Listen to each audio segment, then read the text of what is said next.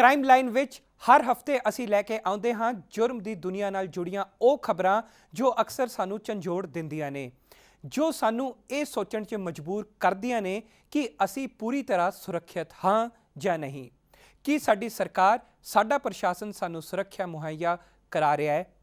असी ਲੱਭਾਂਗੇ जुर्म ਦੀਆਂ ਘਟਨਾਵਾਂ ਨਾਲ जुड़े ਉਹਨਾਂ ਪਹਿਲੂਆਂ ਨੂੰ जो ਅਜਿਹੀਆਂ ਘਟਨਾਵਾਂ ਤੋਂ ਬਾਅਦ ਉੱਭਰ ਕੇ ਸਾਹਮਣੇ ਆਉਂਦੇ ਨੇ।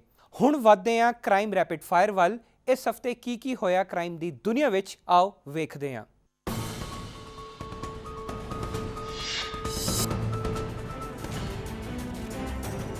गुड़गांव के MG रोड ते देर रात नौजवानों ने दो कुड़ियां नाल समूहिक बलात्कार की वारदात नूं अंजाम दिता। दिल्ली दीआं रहण वालियां दोवें कुड़ियां गुड़गांव MG रोड ते स्थित एम्पायर पब तो टैक्सी राही दिल्ली जा रही सन। इस दौरान दो नौजवान टैक्सी विच सवार हो गए ते समूहिक बलात्कार की वारदात नूं अंजाम दिता। पुलिस ने 5 मुलजमां नूं गिरफ्तार कर लिया, पर 2 दोषी हाले भी पुलिस की गिरफ्त तो बाहर ने। पुलिस मुताबिक दोहां दोषियों के नाम की पहचान हो गई है और जल्द ही दोवें पुलिस की गिरफ्त विच होणगे।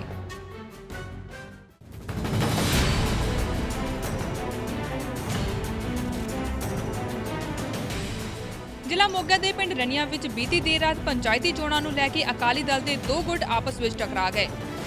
पहला तो इन्हां दोवां गुटां ने एक दूजे ते इट्टां अते पत्थरां नाल हमला किया, फिर देखते ही देखते गोलीबारी शुरू हो गई। इस घटना विच दोवां गुटां दे 5 व्यक्ति जख्मी हो गए। फिलहाल पुलिस ने दोवां गुटां खिलाफ FIR दर्ज करके मामले की कार्रवाई शुरू कर दी है।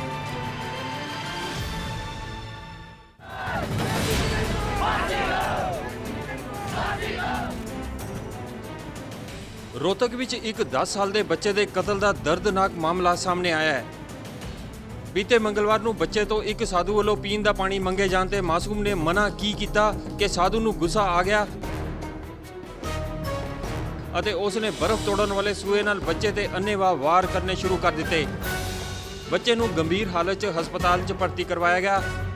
ਕਰੀਬ 28 ਘੰਟੇ ਬਾਅਦ ਬੱਚੇ ਨੇ ਦਮ ਤੋੜ ਦਿੱਤਾ। ਉਧਰ ਸਾਧੂ ਨੂੰ ਗ੍ਰਿਫਤਾਰ ਕਰਕੇ ਪੁਲਿਸ ਰਿਮਾਂਡ ਤੇ ਭੇਜ ਦਿੱਤਾ ਗਿਆ ਹੈ।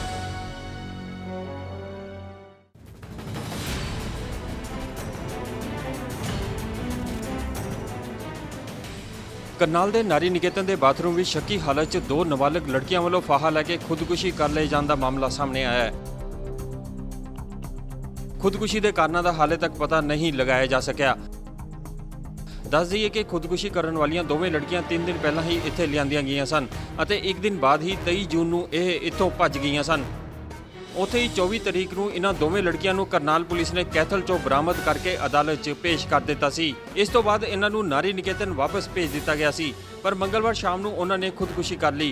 इस तरह लड़कियां वालों खुदकुशी किया जाना नारी निकेतन की सुरक्षा ते कई सवालिया निशान खड़े करता है। उधर पुलिस इस मामले की जांच कर रही है।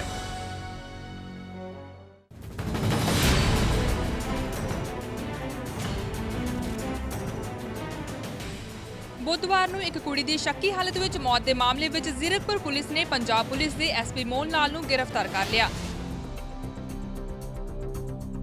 दस दिए कि SP मोहन लाल दी जीरकपुर स्थित फ्लैट चों 17 मई नूं एक 23 साला कुड़ी दी शक्की हालत विच डिग के मौत हो गई सी। SP मोहन लाल नूं 2 दिन के पुलिस रिमांड ते लिया गया सी।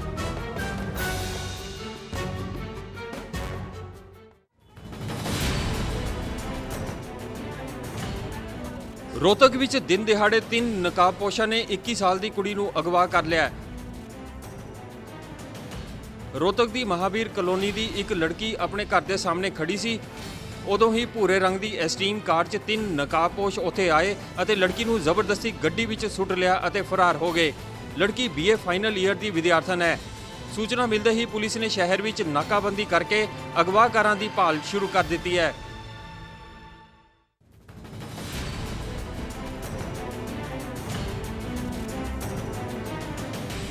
मलेरकोटला पुलिस ने मुस्तैदी दिखाते हुए शहर में इलैक्ट्रॉनिक दीआं दुकानां चों समान चोरी करने वाले 3 व्यक्तियों के एक गिरोह नूं गिरफ्तार करने च कामयाबी हासिल की है। इस गिरोह कोलों दर्जन के करीब LCD और LED बरामद किए गए ने। गिरोह च शामिल 3 चोरां विचों एक लुधियाने के गुरुद्वारे च हैड ग्रंथी है।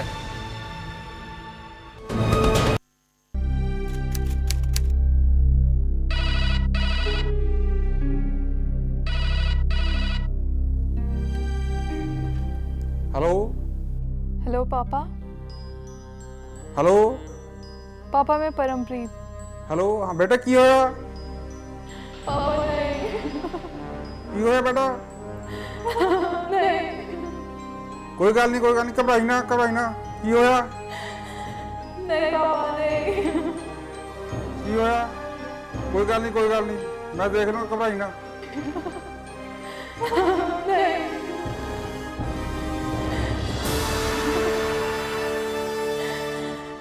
पापा नहीं।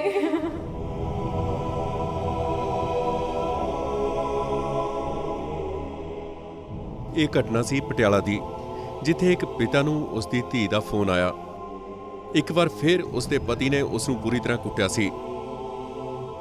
ਉਹ ਤੰਗ ਆ ਚੁੱਕੀ ਸੀ। ਪਿਤਾ ਨੇ ਉਸ ਨੂੰ ਦਿਲਾਸਾ ਦੇ ਕੇ ਆਪਣੇ ਭਰਾ ਨੂੰ ਇਹ ਚਿੰਤਾਜਨਕ ਗੱਲ ਦੱਸੀ। ਤੈਅ ਹੋਇਆ ਕਿ ਦੋਵੇਂ ਜਣੇ ਸਵੇਰੇ ਜਾ ਕੇ ਧੀ ਨੂੰ ਘਰ ਲੈ ਆਣਗੇ, ਪਰ ਸਵੇਰੇ ਉਸ ਦੀ ਧੀ ਦੇ ਘਰ ਦਾ ਨਜ਼ਾਰਾ ਕੁਝ ਹੋਰ ਹੀ ਸੀ।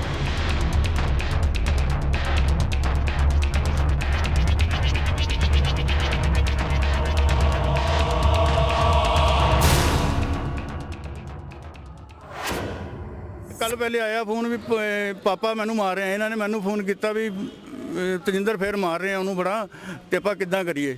ਮੈਂ ਜਦ ਸਵੇਰੇ ਇਹਨਾਂ ਦੇ ਘਰੇ ਗਿਆ ਤੇ ਕੁੜੀ ਇਹਨਾਂ ਨੇ ਮਾਰੀ ਹੋਈ ਸੀਗੀ। ਕੁੜੀ ਮਾਰੀ ਹੋਈ ਤੇ ਮੈਂ ਕਿਹਾ ਕੀ ਹੋ ਗਿਆ? ਨਹੀਂ ਕਹਿੰਦੇ ਬਸ ਸਿਰਫ ਸਾਹ ਨਹੀਂ ਆ ਰਿਹਾ, ਡਾਕਟਰ ਨੂੰ ਬੁਲਾਇਆ ਸੀ। ਉਹ ਮੈਂ ਕਿਹਾ ਜੀ ਡਾਕਟਰ ਨੂੰ ਕੀ ਹਸਪਤਾਲ ਲੈ ਚੱਲਦੇ ਆ? ਨਹੀਂ ਕਹਿੰਦੇ ਲੋੜ ਨਹੀਂ ਹਸਪਤਾਲ ਦਾ, ਆਪਾਂ ਇੱਥੇ ਹੀ ਡਾਕਟਰ ਨੂੰ ਬੁਲਾਉਂਦੇ ਆ, ਦੇਖਦੇ ਆ ਕੀ ਕਹਿੰਦੇ ਆ। ਉਹ ਸਾਡੀ ਮੰਨੀ ਨਹੀਂ। ਅਸੀਂ ਅੱਧਾ ਘੰਟਾ ਅਸੀਂ ਰੋਲਾ ਪਾਉਂਦੇ ਰਹੇ, ਸਾਡੀ ਕਿਸੇ ਨੇ ਸੁਣੀ। ਉਹ ਮੈਂ ਚੱਕਣ ਲੱਗਾ, ਮੈਨੂੰ ਕੁੱਟਣਾ ਸ਼ੁਰੂ ਕਰਤਾ। ਮੁੰਡਾ ਫਿਰ ਬੋਲ ਪਿਆ ਉਹਦਾ ਮੇਰ ਦਾ, ਕਹਿੰਦਾ ਇਸ ਤਾਂ ਕੁੜੀ ਕੀ ਤੈਨੂੰ ਵੀ ਮਾਰ ਦਾਂਗੇ ਸਾਨੂੰ। ਮੈਂ ਮੇਰ ਦਾ ਕਹਿੰਦਾ ਮੁੰਡਾ ਮੈਨੂੰ ਮੈਂ ਕਹਿੰਦਾ ਕੀ ਕਰ ਲੂਗੀ ਪੁਲਿਸ, ਜਾਂ ਹੋਰ ਮੇਰਾ ਕੀ ਕਰ ਲੂ, ਕੀ ਵਿਗਾੜ ਲੂਗਾ ਕੋਈ। ਉਹ ਕਹਿੰਦੇ ਮੈਂ ਦੇਖਣ ਜਾਣਾ ਵੀ ਦੇਖ ਕੇ ਆਣਾ ਵੀ ਚੱਲ ਕੁੜੀ ਦਾ ਹਾਲ ਚਾਲ ਕੀ ਹੈ, ਵੀ ਚੱਲ ਸਮਝਾ ਕੇ ਘਰ ਲਿਆਵਾਂਗੇ, 2-4 ਦਿਨ ਰੱਖਾਂਗੇ, ਗੱਲ ਹੋ ਜਾਏਗੀ।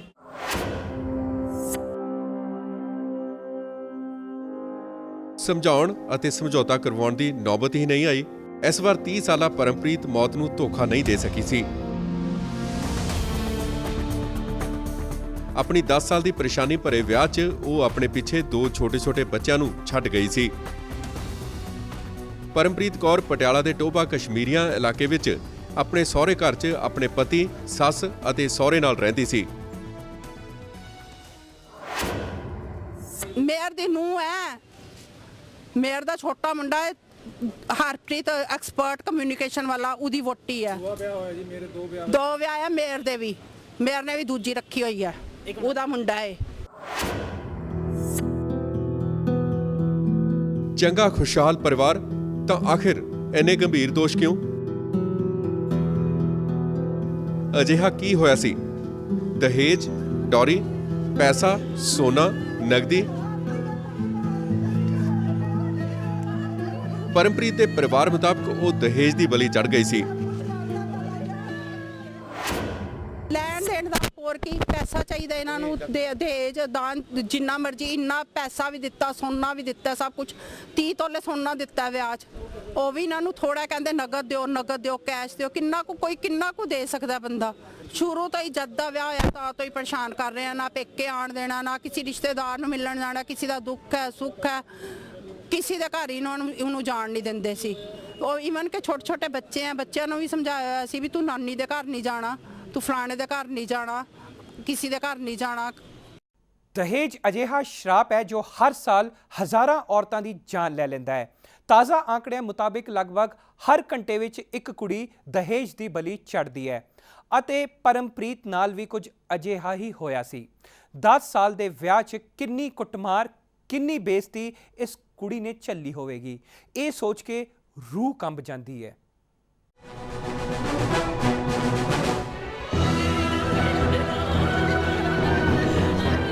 ਪਰਮਪ੍ਰੀਤ ਦੇ ਪਰਿਵਾਰ ਵਾਲੇ ਚੀਕ ਕੇ ਕਹਿ ਰਹੇ ਸਨ ਕਿ ਉਸ ਦੇ ਸਹੁਰਿਆਂ ਨੇ ਖੂਨ ਕੀਤਾ ਹੈ।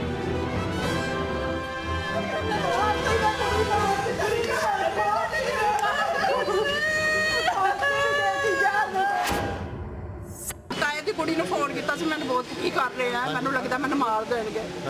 ਫਿਰ ਚਾਚਾ ਚਲਾ ਗਿਆ, ਬਸ ਕੁਦਰਤੀ ਗਿਆ ਚਾਚਾ ਦੇਖਣ ਤੱਕ ਕੇ ਮਾਰਦੇ ਪਏ ਸੀ ਉਹਨੂੰ, ਮਾਰ ਬਸਾ ਪਰ ਜਾਂਦੇ ਹੁਣ ਤੁਸੀਂ ਰਿਪੋਰਟ ਨਾ ਕਰੋ ਤੁਸੀਂ ਰਿਪੋਰਟ ਕਰੋਗੇ ਅਸੀਂ ਤੁਹਾਨੂੰ ਨਹੀਂ ਛੱਡਣਾ ਅਸੀਂ ਮੇਅਰ ਆ ਅਸੀਂ ਸਭ ਕੁਝ ਕਰ ਸਕਦੇ ਆ ਉਹਦੇ ਕੁੜੀ ਦੇ ਘਰ ਵਾਲੇ ਨੇ ਉਹਦੇ ਇੱਕ ਕੁੜੀ ਦੇ ਪਿਓ ਦੀ ਪੱਗ ਤਾਰਤੀ ਚਾਚੇ ਦੇ ਕੱਪੜੇ ਪਾੜਤੇ ਸਾਰੇ ਤੁਸੀਂ ਕਿਉਂ ਰਿਪੋਰਟ ਕਰਦੇ ਹੋ ਅਸੀਂ ਡੈੱਡ ਬੋਡੀ ਨਹੀਂ ਲਿਜਾਣ ਦੇਣੀ ਮਸਾ ਲੈ ਕੇ ਆਇਆ ਅਸੀਂ ਇੱਥੇ ਉਹਦਾ ਗਲਾ ਦੇਖੋ ਤੁਸੀਂ ਸਾਰਾ ਨੀਲ ਪਿਆ ਹੋਇਆ ਸਾਰਾ ਇੱਥੇ ਫਾਂਸੀ ਦਿੱਤੀ ਹੋਈ ਹੈ ਨੀਲੀ ਪਈ ਕੁੜੀ ਜ਼ਹਿਰ ਵੀ ਦੇਤੀ ਵੀ ਕਿਤੇ ਬਿਆਨ ਨਾ ਦੇ ਦੇ ਜ਼ਹਿਰ ਖਾ ਕੇ ਬਚ ਨਾ ਜਾਏ ਫਾਂਸੀ ਵੀ ਦੇਤੀ ਇਹ ਲੋਕਾਂ ਦੇ ਹਾਲ ਦੇਖੋ ਮੇਅਰ ਪਟਿਆਲੇ ਦਾ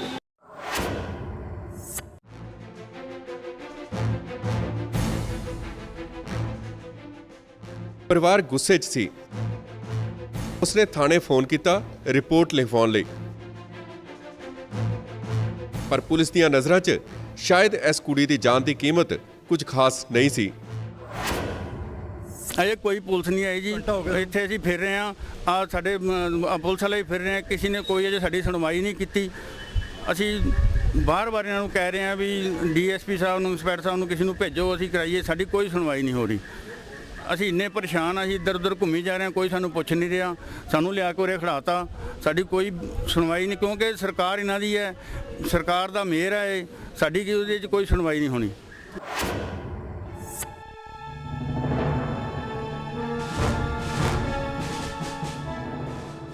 ਆਖਿਰਕਾਰ ਕਈ ਘੰਟਿਆਂ ਦੀ ਜਦੋਜਹਿਦ ਤੋਂ ਬਾਅਦ ਪੁਲਿਸ ਨੇ ਵਾਰਦਾਤ ਦੀ FIR ਦਰਜ ਕੀਤੀ।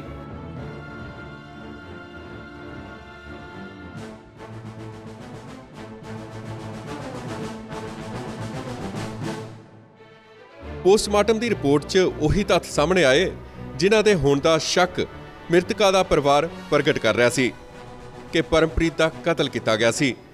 ਉਸਦੇ ਗਲੇ ਤੇ ਪਤਲੀ ਰੱਸੀ ਦੇ ਨਾਲ ਗਲਾ ਘੁੱਟਣ ਦੇ ਨਿਸ਼ਾਨ ਸਨ। ਨਾਲ ਹੀ ਪਰਮਪ੍ਰੀਤ ਦਾ ਸਰੀਰ ਨੀਲਾ ਪੈ ਚੁੱਕਾ ਸੀ ਜੋ ਇਹ ਦਰਸਾ ਰਿਹਾ ਸੀ ਕਿ ਪੀੜਤ ਨੂੰ ਜ਼ਹਿਰ ਵੀ ਦਿੱਤਾ ਗਿਆ ਸੀ।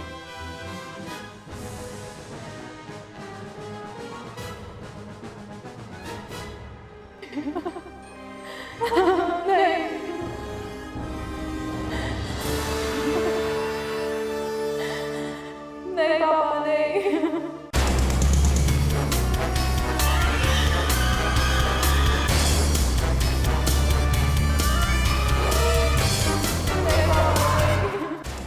ਪਰਿਵਾਰ ਦੇ ਕੰਨਾਂ 'ਚ ਤਾਂ ਬਸ ਇਹੋ ਆਵਾਜ਼ ਗੂੰਜ ਰਹੀ ਸੀ ਅਤੇ ਉਹ ਚਾਹੁੰਦੇ ਸਨ ਇਨਸਾਫ ਅਤੇ ਤੁਰੰਤ ਤੇ ਉਚਿਤ ਕਾਰਵਾਈ।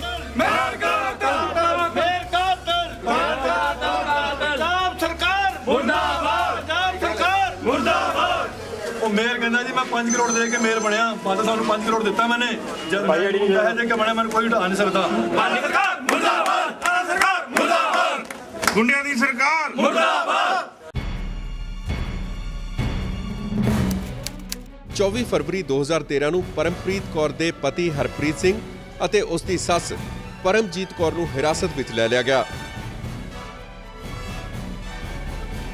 ਪਰ ਉਸ ਦਾ ਕਥਿਤ ਸਹੁਰਾ ਮੇਅਰ ਜਸਪਾਲ ਸਿੰਘ ਪ੍ਰਧਾਨ ਹਾਲੇ ਵੀ ਆਪਣਾ ਅਹੁਦਾ ਤਿਆਗਣ ਲਈ ਤਿਆਰ ਨਹੀਂ ਸੀ। ਉਧਰ ਪਰਮਪ੍ਰੀਤ ਕੌਰ ਦਾ ਪਰਿਵਾਰ CBI ਜਾਂਚ ਦੀ ਮੰਗ ਕਰ ਰਿਹਾ ਸੀ। ਉਹਨਾਂ ਨੂੰ ਡਰ ਸੀ ਕਿ ਉਹਨਾਂ ਦੀ ਧੀ ਦੇ ਕਾਤਲ ਬਚ ਜਾਣਗੇ ਪੈਸੇ, ਰੁਤਬੇ ਅਤੇ ਜ਼ੋਰ ਦੇ ਬਲ ਤੇ। नहीं अगर नहीं होगा तो हम नहीं रुकेंगे हम फिर पूरी वो कार्रवाई करेंगे। तो वकीलों को बोल दिया आपने? हाँ जी वकीलों को मिले हम बिल्कुल मिल के आए हैं वकीलों से बात करके आए हैं हम। ये अगर हमारी नहीं कोई बात बनती अगर वो अरेस्ट नहीं करते तो हम हाई कोर्ट में पिटीशन दायर करेंगे जरूर करेंगे। तो लगता है कि पटियाला पुलिस इसमें कोई कार्रवाई करेगी जो हम तो चाहते हैं भी करे। अभी ये बताओ कि आपको लगता है कि आपको जो आपके परिवार को खतरा आप सुरक्षा की मांग करते हैं पुलिस से? बिल्कुल खतरा सर जी बिल्कुल खतरा। खैर वो बड़े बंदे हैं वो हम तो छोटे बंदे हैं कहीं भी हमें नुकसान पहुंचा सकते हैं वो।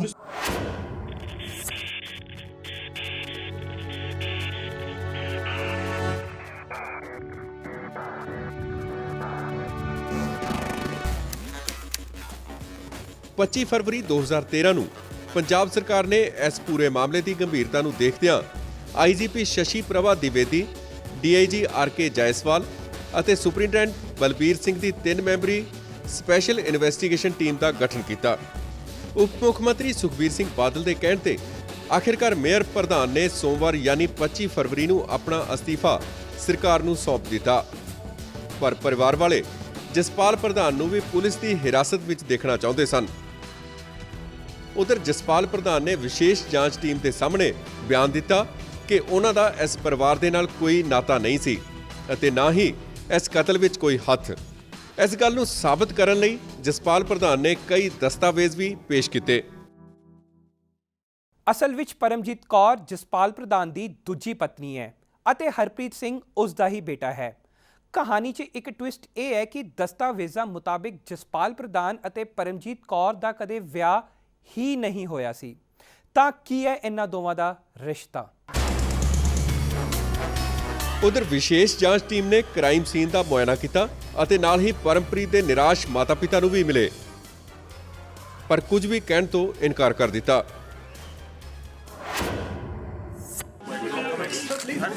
At this stage, no comments. Let me see the case file. I'm telling you very frankly, at this stage, I won't give you any comments. इनके क्या बयान है? Please.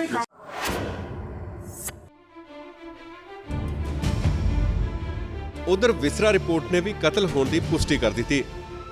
ਪੀੜਤ ਦੇ ਪੇਟ 'ਚੋਂ ਆਰਗਨੋਫਾਸਫੇਟ ਪੈਸਟੀਸਾਈਡ ਜੋ ਇੱਕ ਜ਼ਹਿਰ ਹੈ ਦੇ ਟ੍ਰੇਸਿਸ ਪਾਏ ਗਏ। ਸਟ੍ਰੈਂਗੂਲੇਸ਼ਨ ਮਾਰਕਸ ਦੀ ਵੀ ਪੁਸ਼ਟੀ ਵਿਸਰਾ ਰਿਪੋਰਟ ਨੇ ਕੀਤੀ। ਇਹਨਾਂ ਸਭ ਸਬੂਤਾਂ ਨਾਲ ਲੈਸ ਵਿਸ਼ੇਸ਼ ਜਾਂਚ ਟੀਮ ਨੇ 30 ਮਾਰਚ 2013 ਨੂੰ ਜੁਡੀਸ਼ੀਅਲ ਮੈਜਿਸਟ੍ਰੇਟ ਦੀ ਅਦਾਲਤ ਵਿੱਚ ਹਰਪ੍ਰੀਤ ਸਿੰਘ ਅਤੇ ਉਸ ਦੀ ਮਾਂ ਪਰਮਜੀਤ ਕੌਰ ਖਿਲਾਫ ਚਲਾਨ ਫਾਈਲ ਦਾਖਲ ਕਰ ਦਿੱਤੀ। ਪਰ ਨਾਲ ਹੀ ਵਿਸ਼ੇਸ਼ ਜਾਂਚ ਟੀਮ ਨੇ ਆਫੀਸ਼ੀਅਲੀ ਜਸਪਾਲ ਸਿੰਘ ਪ੍ਰਧਾਨ ਨੂੰ ਕਲੀਨ ਚਿੱਟ ਵੀ ਦੇ ਦਿੱਤੀ। ਪੇਸ਼ ਕੀਤੇ ਗਏ ਚਲਾਨ ਮੁਤਾਬਕ ਪ੍ਰਧਾਨ ਅਤੇ ਹਰਪ੍ਰੀਤ ਦਾ ਆਪਸ 'ਚ ਕੋਈ ਫੈਮਿਲੀ ਕਨੈਕਸ਼ਨ ਨਹੀਂ ਸੀ। ਦਾਇਰ ਕੀਤੇ ਗਏ ਡਾਕੂਮੈਂਟਸ 'ਚ ਪਰਮਜੀਤ ਦੇ ਪਤੀ ਅਤੇ ਹਰਪ੍ਰੀਤ ਦੇ ਪਿਤਾ ਦਾ ਨਾਮ ਤਰਲੋਚਨ ਸਿੰਘ ਸੀ। ਹਰਪ੍ਰੀਤ ਸਿੰਘ ਅਤੇ ਪਰਮਜੀਤ ਕੌਰ ਤੇ ਆਈਪੀਸੀ ਦੀ ਧਾਰਾ 302 ਦੇ ਤਹਿਤ ਚਲਾਨ ਪੇਸ਼ ਕੀਤਾ ਗਿਆ। ਨਾਲ ਹੀ ਧਾਰਾ 34 ਯਾਨੀ ਕ੍ਰਿਮੀਨਲ ਕਨਸਪੀਰੇਸੀ ਦੀ ਧਾਰਾ ਵੀ ਲਗਾਈ ਗਈ। ਪ੍ਰਧਾਨ ਦੇ ਬਚਾਅ 'ਚ ਇੱਕ ਹੋਰ ਸਬੂਤ ਸਾਹਮਣੇ ਆਇਆ ਅਤੇ ਉਹ ਇੱਕ ਸਬੂਤ ਸਭ ਤੋਂ ਪੁਖਤਾ ਸਾਬਤ ਹੋਇਆ। ਅਦਾਲਤ 'ਚ ਦਾਇਰ ਵਿਸ਼ੇਸ਼ ਜਾਂਚ ਟੀਮ ਦੀ ਰਿਪੋਰਟ ਮੁਤਾਬਕ ਮੇਅਰ ਦੀ ਮੋਬਾਈਲ ਲੋਕੇਸ਼ਨ ਵਾਰਦਾਤ ਦੀ ਜਗ੍ਹਾ ਸੀ ਹੀ ਨਹੀਂ। ਉਹਨਾਂ ਨੂੰ ਤਾਂ ਐਕਿਊਜ਼ਡ ਪਰਮਜੀਤ ਕੌਰ ਦੇ ਫੋਨ ਆਉਣ ਤੇ ਹੀ ਇਸ ਹਾਦਸੇ ਦੀ ਖਬਰ ਮਿਲੀ।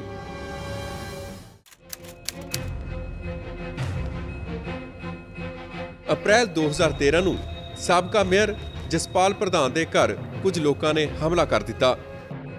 ਜਸਪਾਲ ਪ੍ਰਧਾਨ ਨੇ ਇਸ ਨੂੰ ਆਪਣੀ ਨੂੰਹ ਦੇ ਕਤਲ ਨਾਲ ਜੋੜਦੇ ਹੋਏ ਇਸ ਪੂਰੇ ਮਾਮਲੇ ਨੂੰ ਇੱਕ ਵੱਡੀ ਸਾਜ਼ਿਸ਼ ਦੱਸਿਆ।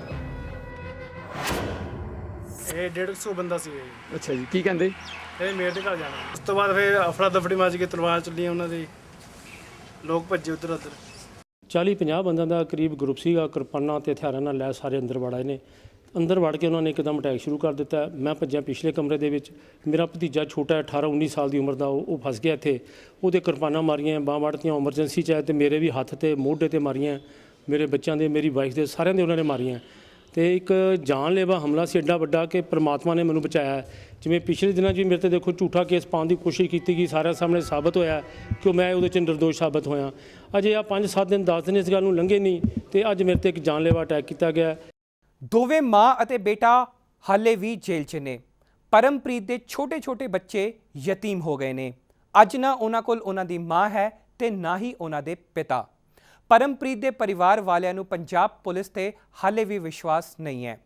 ਉਹਨਾਂ ਨੇ ਪੰਜਾਬ ਅਤੇ ਹਰਿਆਣਾ ਹਾਈ ਕੋਰਟ 'ਚ ਸੀਬੀਆਈ ਜਾਂਚ ਦੀ ਪਟੀਸ਼ਨ ਦਾਖਲ ਕੀਤੀ ਹੋਈ ਹੈ, ਜਿਸ ਤੇ ਹਲੇ ਫੈਸਲਾ ਆਉਣਾ ਬਾਕੀ ਹੈ। ਪਰ ਸੋਚ ਕੇ ਦੇਖੋ, ਆਖਿਰ ਕਿਉਂ ਅਤੇ ਕਿਸ ਦਬਾਅ 'ਚ ਕੁੜੀ ਅਤੇ ਉਸਦੇ ਪਰਿਵਾਰ ਵਾਲੇ ਮਾਰ-ਕੁੱਟ, ਗਾਲੀ ਗਲੋਚ, ਬੇਇੱਜ਼ਤੀ ਸਭ ਕੁਝ ਸਹਿ ਲੈਂਦੇ ਨੇ।